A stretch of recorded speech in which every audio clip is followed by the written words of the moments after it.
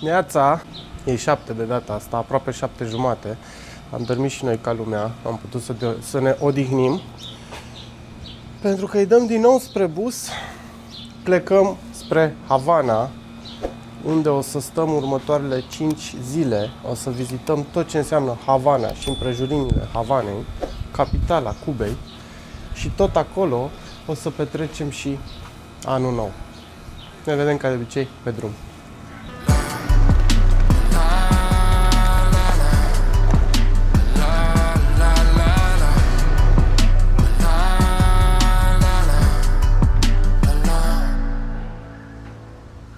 Nouă jumate, 3 sucuri mai târziu și o bere și de-abia acum vine autobuzul. Măcar a venit.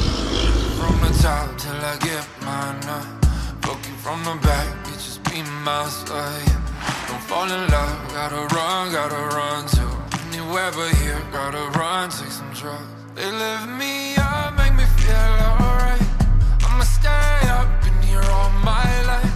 Raise me up in the city lights. If my time's up and I'll say goodbye. La la la la la la la la la la la la la la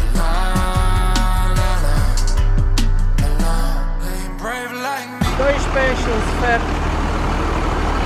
În sfârșit am coborât din autobuz cu întârziere, bineînțeles, în mega faimoasa Havana. Ne-a lăsat autobuzul fix în centrul Havanei și momentan, ce pot să zic, arată extraordinar de fain orașul și e chiar curat, adică, nu? Primul impact e că e curat. Nu știu ce povești îmi ziceți voi că e curat. Da, toată lumea zice că e urâtă, împuțită, mizerabilă și știu că așa este pentru că am văzut și eu la rândul meu treaba asta, dar cel puțin centrul momentan arată foarte, foarte bine.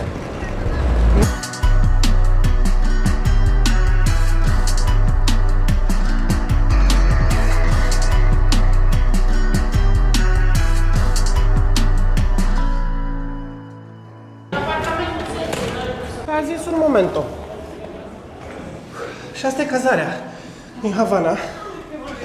Uite ce căsuță frumoasă. Tienes muchas pinturas. Sí, me gustan. Muy bien.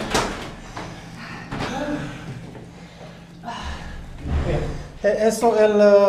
It's bathroom only Okay, you, okay? okay. Very nice and big bathroom. El baño para nosotros. Sí, Sí. solo por usted. Very nice. Wow. And a big room with 2 beds. Una habitación muy grande y muy bonita. E muy linda, sí. Balcony?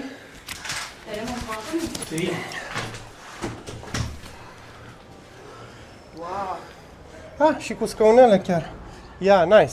Really nice. Aha. And we can see Havana from here. Muy linda the room. And very big. Și uite așa, în jumătate de oră, deja ne punem în mișcare. Vrem să ieșim, să vedem Havana, să mâncăm ceva. Chiar râdeam cu Bianca, de fapt ea râdea de mine și zice că uite că a stat și la bloc în Cuba. Corect.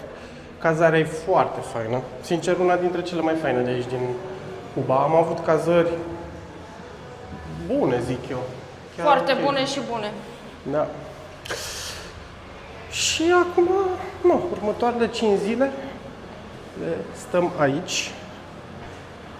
Vizităm, o să mergem și la plajă. O să vizităm tot ce e de vizitat în Havana. Numai să ne simțim bine. Ce să mai...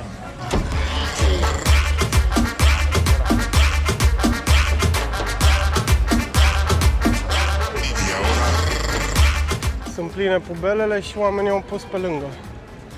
Probabil ca să iei gunoiul costă bani, nu probabil, sigur, și nu au bani, știi, de... În spatele meu, una dintre cele mai renumite clădiri din Havana și de fapt din Cuba.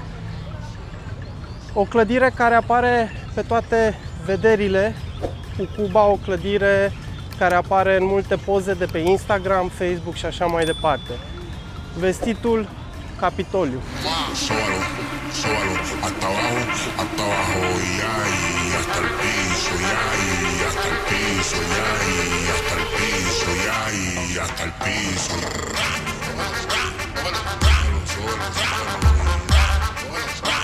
Y ahora, sóbalo, sóbalo.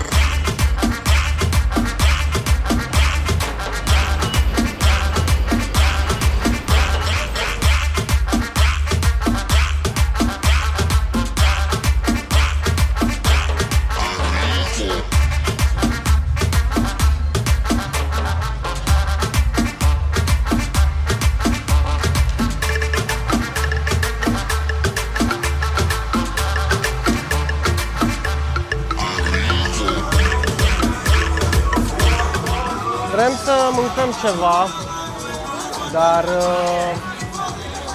nu prea găsim un restaurant. Ne e și un pic frică să nu mâncăm din locuri prea dubioase. Am găsit un restaurant că e full, stăm acum la coadă, nici nu știu ce o să facem, vedem imediat. Am reușit să intrăm, din păcate nu sus pe terasă, pentru că nu au mese momentan acolo. Dar cred că o să dau o fugă repede să vedem cum arată și terasa. Până atunci ne uităm rapid în meniu să comandăm. Tocmai a zis că vine și ne schimbă, sau? Da, nu e la geama asta. Da, hai, e ok. Gracias. O măsuță mică. O măsuță mică, da, e ok. Opa. Da.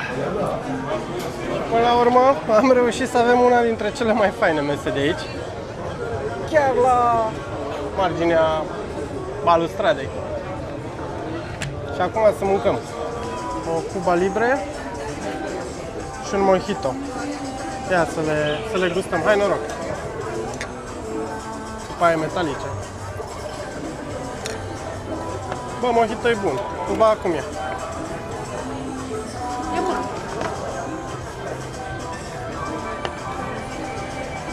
Mai bun mojito. Mai bun mojito, da, mult mai bun mojito.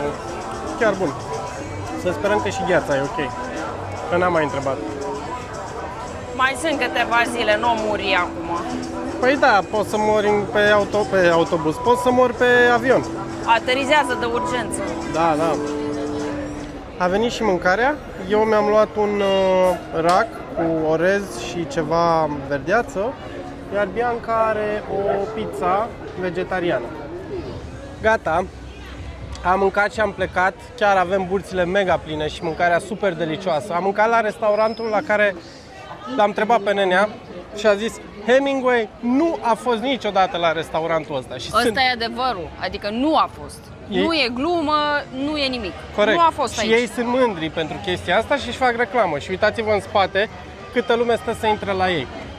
Oricum, mâncarea super bună și prețurile. Am mâncat rac cu 1800 de cupe, înseamnă vreo $6. $6 înseamnă vreo 30 de lei. Adică unde, Doamne iartă-mă, mănânci rac cu 30 de lei. Acum mai dăm către Clandestina. Clandestina este un magazin de haine, un brand din Cuba. Este special pentru că este primul sau printre primele branduri cubaneze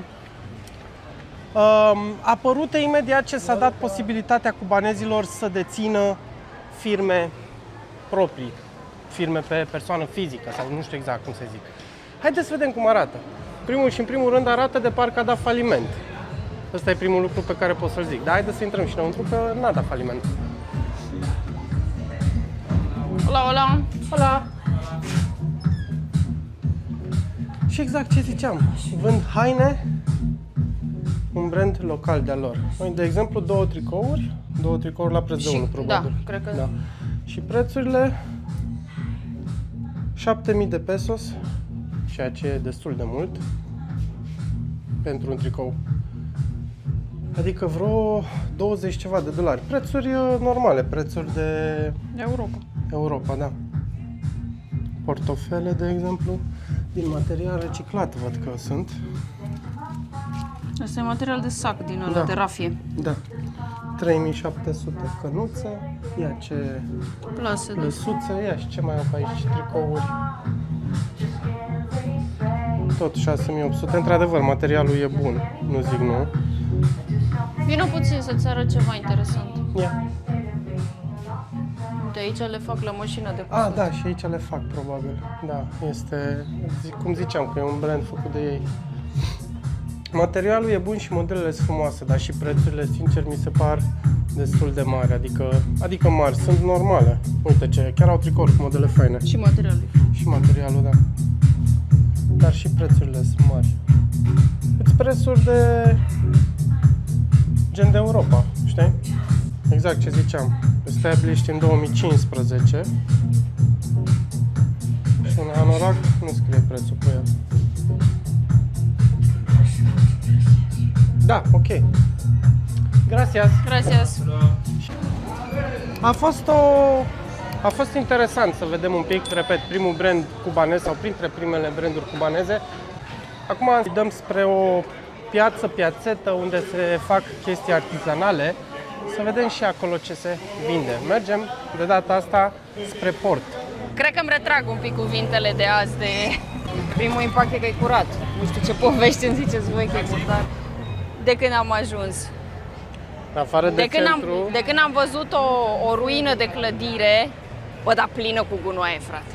Plină! Da, cred că am și filmat-o. Da, cea pe care am filmat-o. Nu. E mizerie. Dar nu mă deranjează, nu știu, nu... Mă, de mirosit nu miroase. Nu miroase. Sau Dar cel cred puțin că nu prea și tare. pentru că nu sunt 40 de grade, știi? Nu, E norat, sunt mai e 28 vânt, de grade. Nu mă deranjează, nu... Da, era de preferat să nu fie, Ia, dar... uite. E. Da, și totuși produse găsești să cumpere, adică peste tot găsești. Peste tot găsești suc, bere, apă, mâncărică, sandvișuțe, uite, sandviș de la cu porc.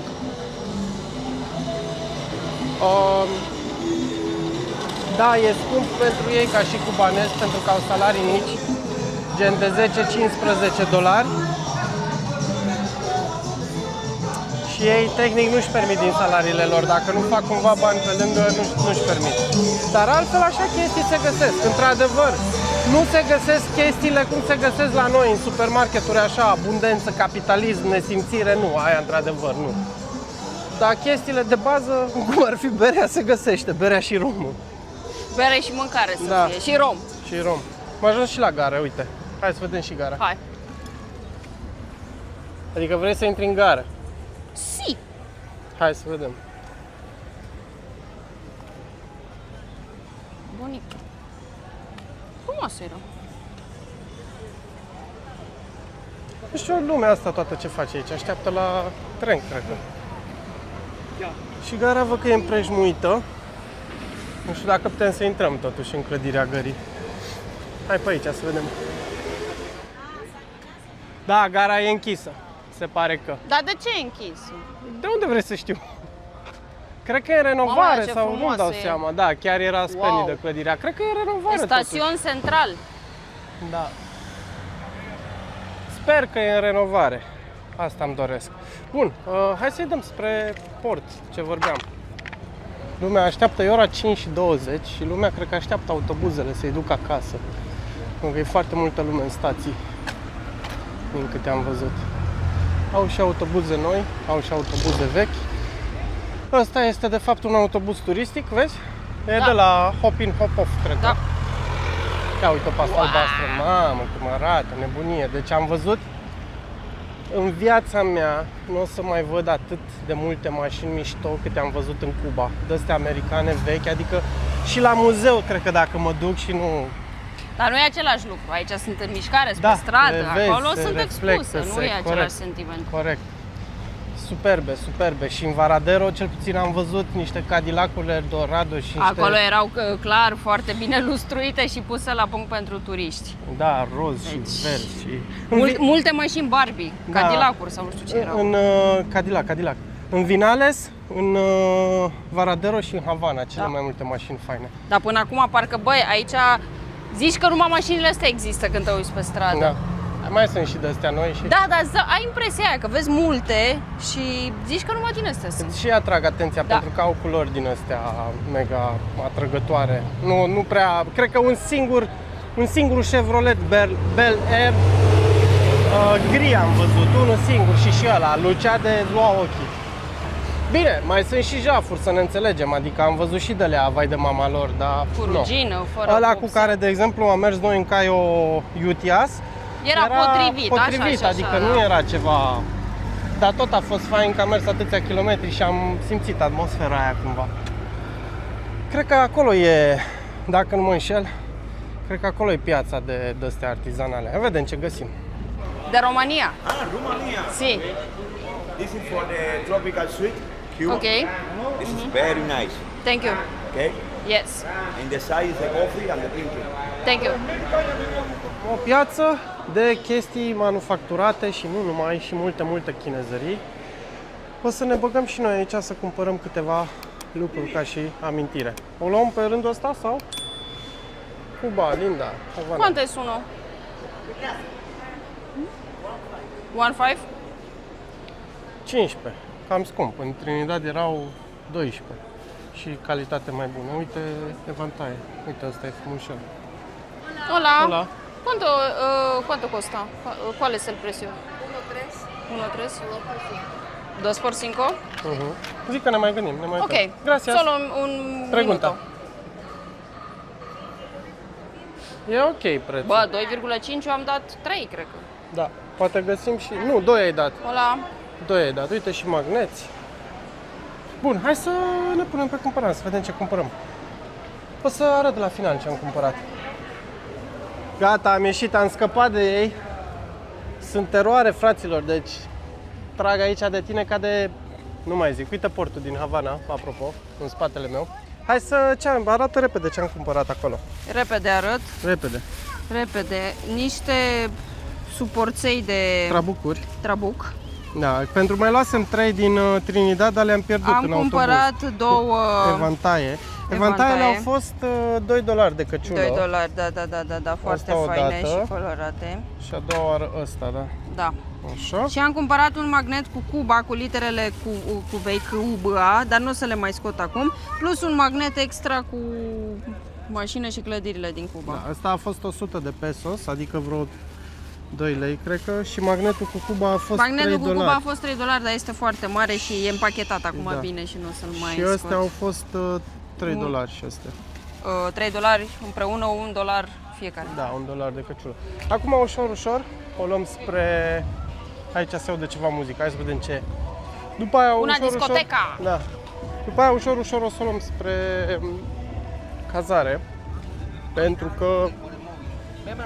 Într-o oră se întunecă! Am așa, da. Să vedem ce e aici. Ceva E băruleț. fabrică! A? Fabrică, băruleț, nu-mi dau seama. Ce fain e! Ia, bag acolo spaniola ta în funcțiune și întreabă ce e. Hola! Una pregunta, ¿qué es eso? Cerveza. Cerveza, no es una fábrica.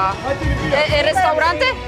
Fábrica, restaurante. Se puede Fue una fábrica y ahora restaurante. Oh, gracias, gracias. Da, e o fostă fabrică transformată în restaurant. Și hai să bem o bere dacă tot am venit până aici. Și așa ziceai că vrei la baie, nu? Da, am și uitat. Da, arată super. Cred că noaptea e și club ceva.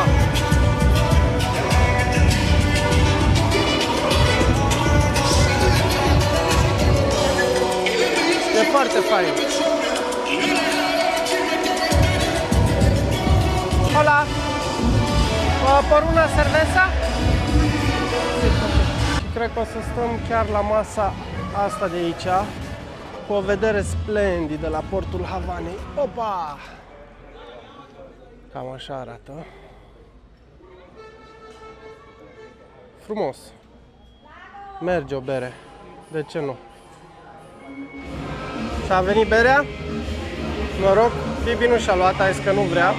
600 de pesos, adică $2, destul de mult. Dacă e să iei așa pentru Cuba, de obicei bei bere cam cu $1, dar fuck it. E peisajul frumos. peisagio, muzică bună, berea ea. Berea e bună, într-adevăr, n-ai ce să mai comentez. Și cred că așa încheiem și ziua de astăzi, cu berea asta, cu priveliștea portului din Havana în spatele meu. Punem punct zilei de astăzi și ne vedem mâine, pentru că mâine începem cu adevărat explorarea Havanei. Până atunci, noroc și numai bine! Bună dimineața! Începem prima zi full în Havana, pentru că ieri am petrecut doar jumate de zi aici, ieri am ajuns. Începem prima zi în Havana cu o schimbare de plan.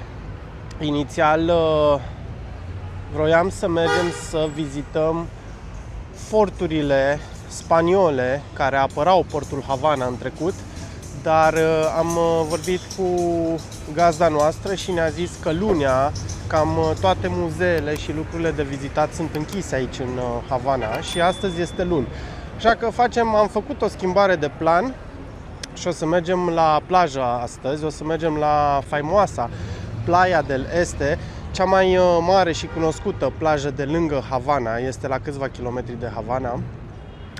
A fost o schimbare foarte rapidă, ca să vă faceți o idee, era 8:33 când vorbeam la micul dejun cu gazda și la 9 busul pleacă, este 9 fără 7 minute și noi deja suntem în stație lângă Parcul Central și așteptăm să luăm busul respectiv. Din ce am înțeles, ar trebui să ne coste $5 de persoană dus întors biletul, deci prețul mi se pare ok. Ca de obicei, ne vedem pe drum. Numai bine!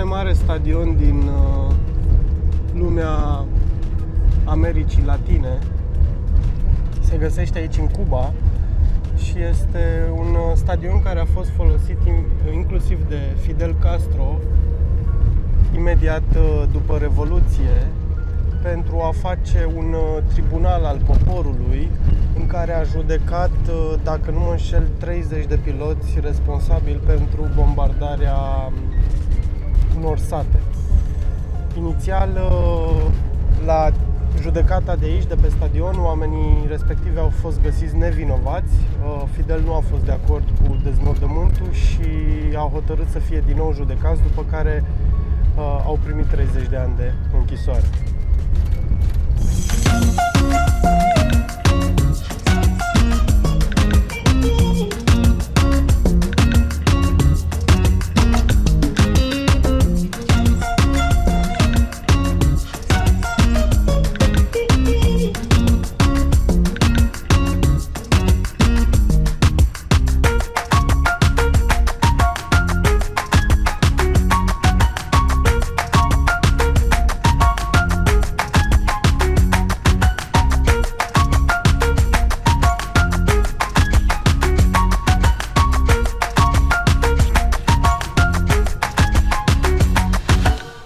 ...9:44, coborât din autobuz și am cumpărat 4 beri de aici, de la bărulețul ăsta, chioșcul ăsta ce era. Și acum mergem pe plajă. Din păcate a fost $10 biletul de autobuz. $10 pentru 50 de kilometri dus întors. Eu zic totuși că e multicel. Nu e de speriat, dar e multicel, părerea mea. Acum să vedem dacă a meritat să venim până aici. Dacă a meritat plaja asta. Am întrebat-o pe tanti, aveam 2 plaje în minte, plaja Tarara și Playa del Este. Și am întrebat-o care e mai faină și a zis că în Santa Maria, din punctul ei de vedere, și a zis că totuși Tarara este liniștită, da, nu sunt așa mulți oameni acolo. O să mergem și în Tarara, dar nu astăzi, în altă zi. O să ne rezervăm o zi ca să mergem până acolo. Astăzi totuși am ales să venim la Playa del Este și haideți să vedem cum arată.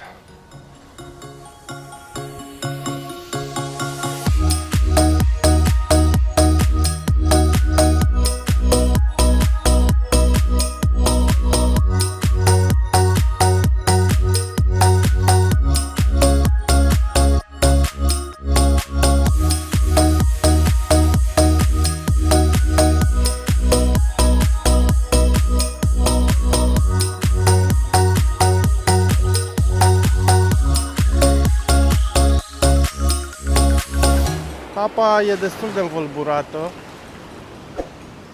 Am mai plătit $3 pentru șezlongurile astea.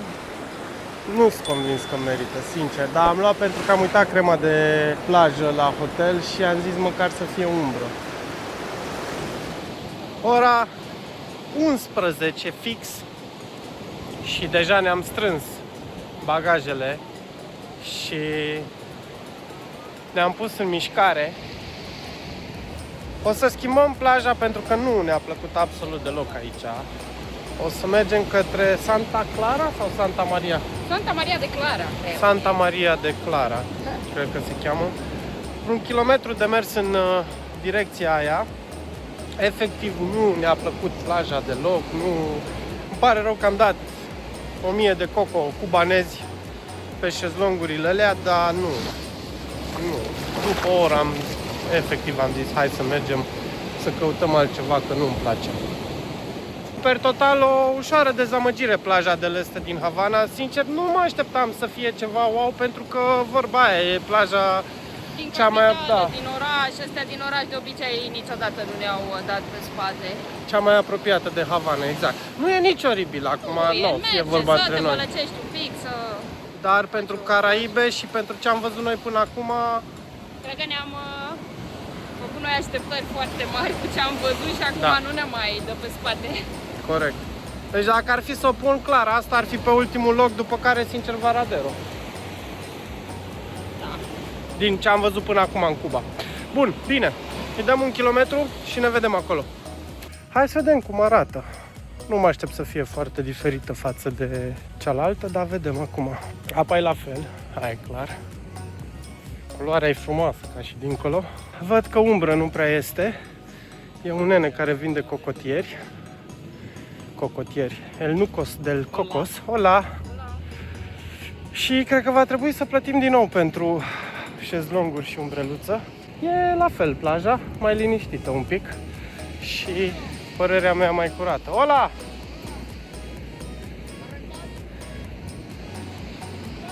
¿Cuánto? Vaya para allí, cuando venga, él se pone de acuerdo con ustedes. Está allí. ¿Debian? Ah, Sí, ok. pero sí. ¿cuánto? Ah, No, no, no. no sabes? No sabes. Ah, Después que se acomode. ¿Qué país? ¿How you from?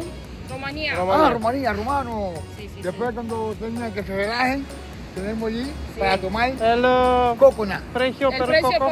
por un coco? 300. 300, ok. Gracias. Ok. Ya. Gracias.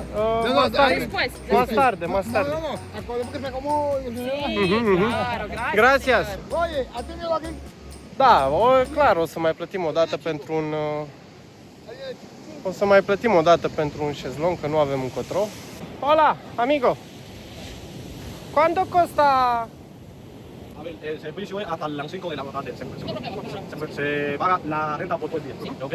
Las dos camas con la sombrilla grande te viene costando 1.400 pesos cubanos. ¿Cuánto? 1.400 pesos cubanos. Se puede desenar? 1000. Cred că 1000. Lasă-l să scrie. Să desen. Ah, Pesos. Pesos. se puede 1.000? 1.000? 12. Sí. Ok. Se Ok. puede? Sí. Sí? Ok.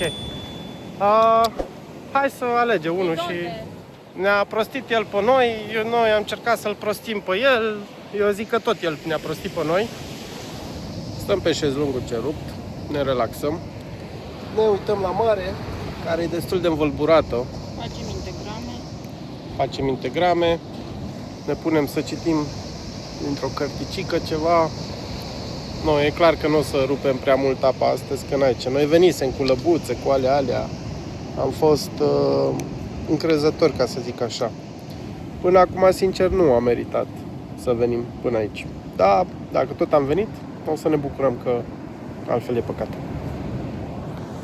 Ora 2 și un pic și ne retragem ușor de pe plajă.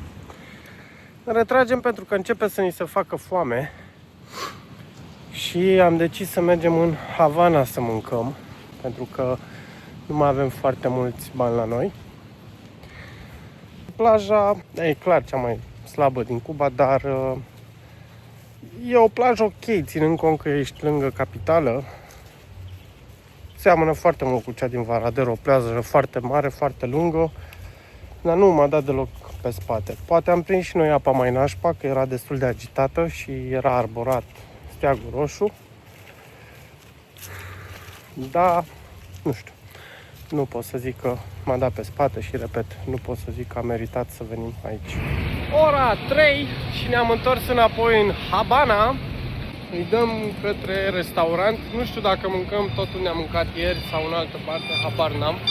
Vedem, cel mai probabil tot acolo mergem, că a fost mâncarea bună, prețurile bune, e relativ aproape de casă.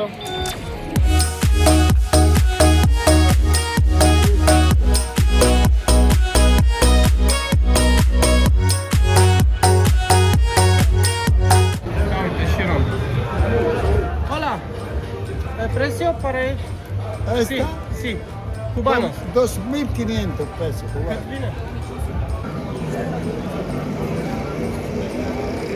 ¿Vámonos? El mejor ron que hay en Cuba es este. Sí, sí.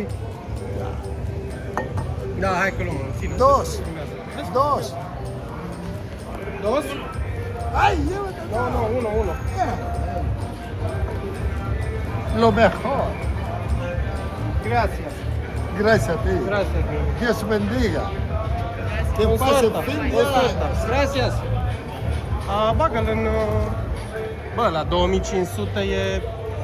Ai dat mai puțin decât pe... E sigilat, e ok. Pana mea.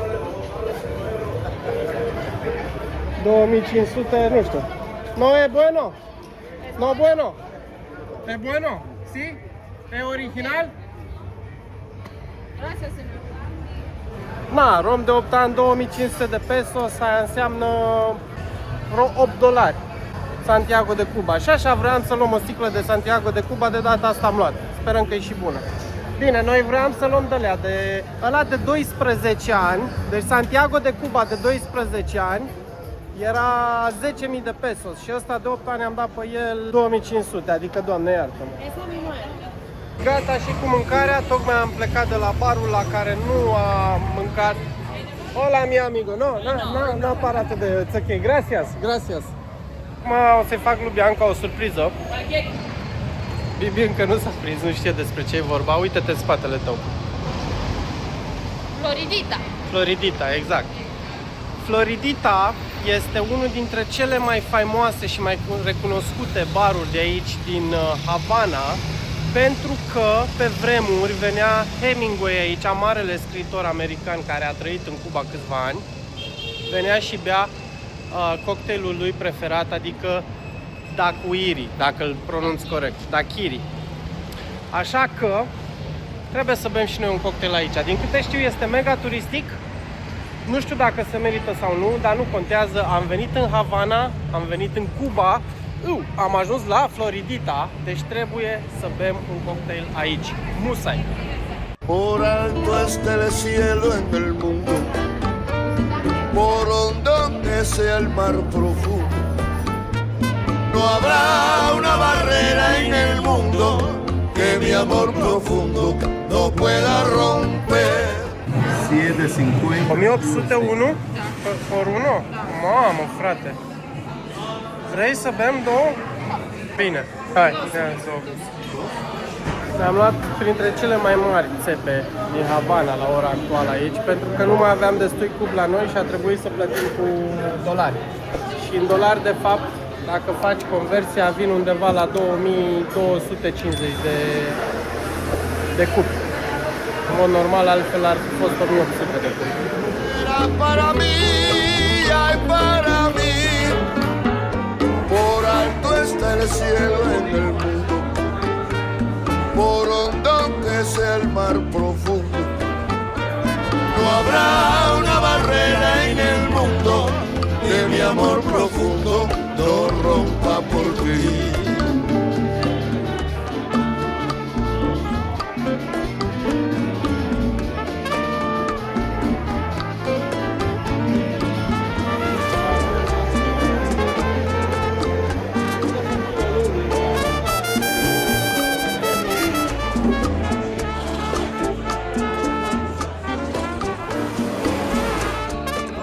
Cum ți se pare? E bun. E bun, gracias. Bă, e bun, da, dar... Are o anumită rom, e foarte rece. E ceva mai special.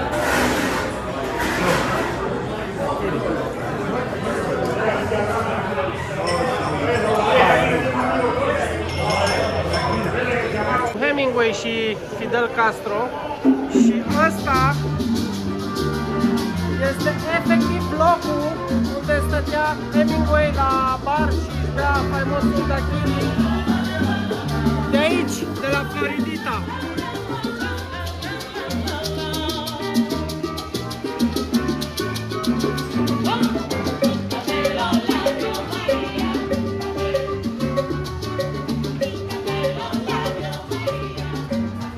Da, a fost destul de scump, dar nu știu, e o atmosferă foarte magică acolo înăuntru. E și muzică live, chiar e mișto barul. A meritat. Bianca s-a îmbătat un pic de la cele două cocktailuri pe care le-a băut. Și cum ți-a părut surpriza? Foarte frumos. Ți-a plăcut, da? Tehnic și la noi un cocktail e 20, 25, 30 de lei. Aici a fost vreo 35, 30 ceva. No, nu pot să... Da, e foarte scump pentru Cuba, aia clar. Da, a meritat, mi-a plăcut mult. Cred că cam atâta pe ziua de astăzi. Ușor, ușor îi dăm din nou spre cazare și mâine o luăm de la capăt. Până atunci, ca de obicei, numai bine!